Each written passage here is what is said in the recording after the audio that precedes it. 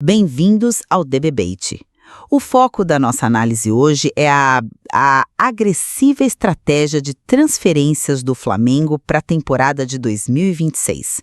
É um plano que está gerando grandes expectativas e, ao mesmo tempo, sérios questionamentos sobre os seus rumos. Pois é um cenário complexo.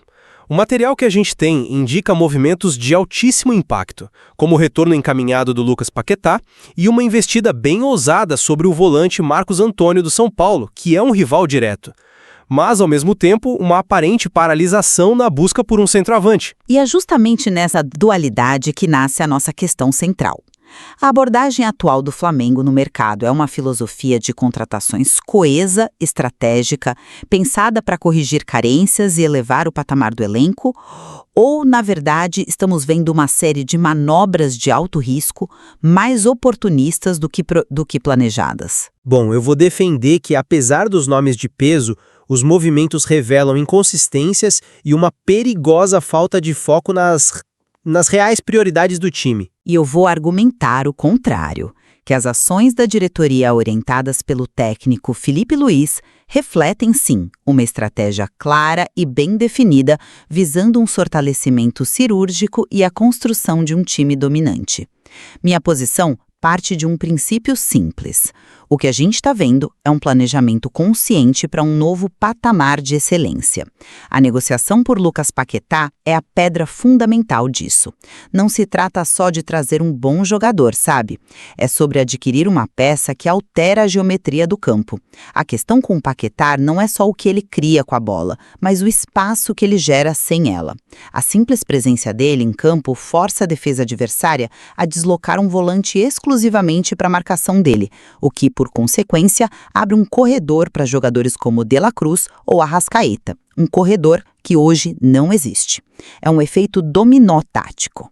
E a investida no Marcos Antônio segue a mesma lógica estratégica. Não é apenas para fortalecer o time, mas também para enfraquecer um concorrente direto, o São Paulo. Isso está alinhado com a tal nova filosofia que o material aponta, que é corrigir a vulnerabilidade defensiva do meio-campo. E sobre o centroavante, as tentativas frustradas por Marcos Leonardo e Caio Jorge não são um fracasso. São um atestado do padrão de exigência. Mostram que o clube não quer qualquer um, quer o jogador com o perfil exato para o modelo de jogo e não vai se apressar. Olha, eu vejo essa mesma situação por um prisma completamente diferente. Para mim, a estratégia parece mais reativa e focada no impacto midiático do que na necessidade tática. Trazer o Paquetá é, claro, um movimento espetacular, mas parece um luxo quando a casa tem goteiras evidentes. A falha gritante em contratar um centroavante, que é a necessidade mais urgente do time, expõe uma desorganização no processo. Você diz que as tentativas frustradas por Marcos Leonardo e Caio Jorge indicam um padrão elevado. Eu digo que indicam uma falha de execução ou de leitura de mercado. Não é normal um clube com o poderio do Flamengo ter o plano A e o plano B frustrados sem um plano C já engatilhado, sabe? A expressão centroavante com características únicas me soa, com todo respeito, como uma justificativa criada depois do fracasso, para dar um ar de sofisticação a um problema de planejamento. E a negociação pelo Marcos Antônio, embora pareça inteligente, é uma faca de dois gumes. Atacar um rival direto cria um ambiente de hostilidade no mercado que pode se voltar contra o próprio Flamengo na próxima janela. É uma jogada de efeito com um custo potencial muito alto. Vamos aprofundar essa lógica dos alvos, então. Você fala em luxo, mas eu vejo a construção de uma fortaleza. Paquetá e Marcos Antônio não são movimentos excludentes, eles são complementares. É a busca por um time que possa dominar o jogo em todas as fases. Como o Paquetá, você tem um poder de fogo criativo que pouquíssimos times na América do Sul podem sonhar em ter. Ele é o jogador que quebra linhas, que encontra passes que ninguém vê. Do outro lado, Marcos Antônio é o equilíbrio. É o jogador que dá segurança para que esses talentos criativos possam florescer sem se preocupar excessivamente com a recomposição. É a busca pelo equilíbrio perfeito, sabe? Criatividade avassaladora e segurança defensiva. Não é uma questão de prioridade, mas de simultaneidade. Sim. Olha, essa ideia do equilíbrio perfeito é bonita no papel, né?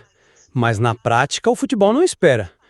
O que me preocupa é que, enquanto o time busca esse equilíbrio ideal, a temporada está correndo. Minha questão é sobre o sequenciamento das ações. De que adianta ter o meio-campo mais criativo das Américas se não há uma referência na frente para finalizar as jogadas? É como construir um motor de Fórmula 1 potentíssimo e esquecer de calibrar os pneus. A eficácia de toda essa engrenagem criativa depende de quem a conclui. Hoje, essa peça não existe. O risco é ter um time que encanta, que troca passes, domina a posse de bola, mas morre na praia por falta de um definidor. A estratégia parece construir um castelo, começando pelo telhado. Mas aí você parte do pressuposto de que a janela de transferências é um ambiente linear e previsível. E ela é exatamente o oposto. É dinâmica, é volátil. Não conseguir os primeiros alvos para uma posição não é sintoma de falha, é parte do jogo. A insistência no perfil de centroavante com características únicas que você critica, para mim é um sinal de convicção. Mostra que o Filipe Luís tem um modelo de jogo muito claro. Ele não quer um pivô estático ou um camisa 9 tradicional. Pelo que se entende, ele busca um atacante que faça o primeiro combate na saída de bola adversária e que tenha mobilidade para abrir espaços para os meias, que vem de trás, um perfil mais parecido, sabe, com o que o Roberto Firmino fazia no auge do Liverpool. E essa comparação é ótima, porque o Firmino é um jogador raríssimo. Exatamente. E por ser raro, a busca é mais difícil. Isso não é falha, é critério. É preferível esperar e trazer o jogador certo que vai potencializar todo o sistema do que gastar milhões em um nome que não se encaixa e depois ter que improvisar. A paciência, nesse caso, é uma virtude estratégica. Então, mas aí eu discordo totalmente, porque a convicção pode rapidamente se transformar em teimosia, e a teimosia no futebol costuma custar caro. Se o plano A, Marcos Leonardo, e o plano B, Caio Jorge, falham, a ausência aparente de um plano C viável expõe uma fragilidade imensa no departamento de scout e na estratégia de negociação. Minha pergunta é direta. Qual era o plano C? Se ele não existe de forma clara, como você pode defender que isso é um planejamento sólido e não uma aposta teimosa em um único perfil que talvez nem esteja disponível no mercado? O plano C pode muito bem ser a paciência e a reavaliação do mercado, em vez de uma contratação por desespero. Um clube do tamanho do Flamengo não pode se dar ao luxo de errar numa contratação dessa magnitude. A convicção no modelo de jogo é o que sustenta um projeto a longo prazo. Fazer uma concessão tática agora pode comprometer toda a temporada. Mas a falta de um atacante também compromete. E isso me leva a outro ponto que a gente não está discutindo, o impacto interno disso tudo. E o vestiário. Trazer um nome do tamanho do Paquetá, com um salário certamente astronômico, para uma posição que já é recheada de estrelas, enquanto a posição mais carente do time continua vaga. Que mensagem isso passa para o elenco? Como ficam jogadores como Gerson ou Vitor Hugo nesse novo desenho? Isso não cria uma certa ansiedade ou um desequilíbrio na gestão do grupo? O vejo de outra forma. A chegada de um jogador do calibre do Paquetá não desestabiliza, ela eleva o padrão de todo mundo. Força cada jogador do elenco a subir de nível para competir por uma posição. Clubes de elite mundial, como Real Madrid ou Manchester City, fazem isso o tempo todo. Eles não deixam de contratar um Bellingham porque já tem o Modric e o Kroos. Eles empilham talento, porque sabem que a competição interna é o que gera excelência. Gerenciar egos e acomodar talentos é o trabalho da comissão técnica. A obrigação da diretoria é buscar o máximo de qualidade possível. Um jogador como o Paquetá torna o Flamengo mais forte. Ponto. Certo, eu concordo que talento nunca é demais, mas o contexto importa. O Real Madrid faz isso quando seu elenco já está equilibrado. O Flamengo está fazendo isso com uma lacuna óbvia no ataque. A percepção pode ser de que a diretoria está mais preocupada com o glamour de uma grande contratação no meio-campo do que em resolver um problema prático e urgente na frente. E isso sim pode gerar um ruído de comunicação e de prioridades que afetam o ambiente. A questão não é o talento do Paquetá, mas o timing e o foco da estratégia como um todo, sabe? Parece haver mais brilho nos nomes do que solidez no processo completo de montagem. Que me leva de volta à nova filosofia.